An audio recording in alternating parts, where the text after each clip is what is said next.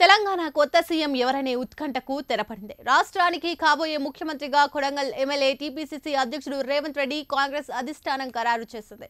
ఈ మేరకు రేపు తెలంగాణ ముఖ్యమంత్రిగా రేవంత్ రెడ్డి ప్రమాణ స్వీకారం చేయనున్నారు. ఇక సీఎం ఎవరనే విషయం తేలిపోవడంతో ఇప్పుడు మంత్రులుగా ఎవరిని నియమిస్తారు అనే అంశంపై చర్చలు మొదలయ్యాయి. ముఖ్యంగా ఐటీ శాఖ ఎవరికి కేటాయిస్తారనే దానిపై ఉత్కంఠ నెలకొంది. తెలంగాణ ఆవిర్భావం తర్వాత 2 సార్లు బీఆర్ఎస్ అధికారంలోకి రాగా ఆ 2 సార్లు కేటీఆర్ ఐటీ మంత్రిగా పదవిని కొనసాగించారు. యువత ఉద్యోగాలపైనే ఆధారపడకుండా ఉద్యోగ అవకాశాలు కల్పించే వ్యాపారవేత్తలుగా ఎదగాలని బీఆర్ఎస్ అధికారంలోకి వచ్చిన ఏడాదిలోనే టీ హబ్ అనే దానిని ప్రారంభించారు. 7 ఏళ్లుగా తిరిగేసరికి టీ హబ్ ప్రపంచ స్థాయి సాఫ్ట్వేర్లకు వేదికగా మారింది. అయితే ఇప్పటి వరకు ఐటీని హైదరాబాద్ కు మాత్రమే పరిమితం చేయకుండా రాష్ట్రంలో వివిధ నగరాలకు విస్తరించారు.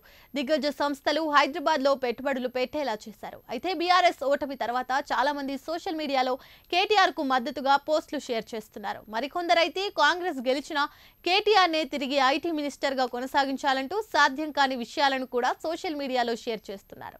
ఇదిలా ఉండగా నెటిజన్ల ప్రశ్నలకు తాజాగా కాంగ్రెస్ మద్దతుదారులు ట్విట్టర్లో కొత్తగా పోస్టులు షేర్ చేస్తున్నారు.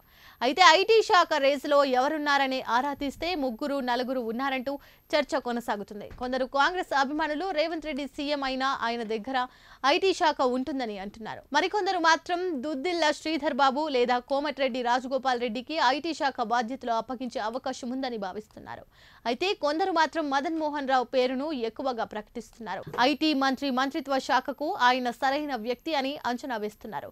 మదన్ ఉన్నత విద్యావంతుడని, కమ్యూనికేషన్ స్కిల్స్ మెండుగా ఉన్న వ్యక్తని, కేటీఆర్ స్థానాన్ని ఖచ్చితంగా భర్తీ చేస్తాడని కాంగ్రెస్ వర్గాలు తెలియజేస్తున్నాయి. మదన్ మోహన్ రావును ఐటీ మంత్రిగా నియమించడం సరైన నిర్ణయమని కొందరు నెటిజన్లు కూడా అభిప్రాయపడుతున్నారు. ఇలా ఎవరికి వారు భిన్నాభిప్రాయాలు వ్యక్తం చేస్తుండగా ఐటీ మంత్రి ఎవరిని నియమిస్తారో నేడో రేపో తేలనుంది.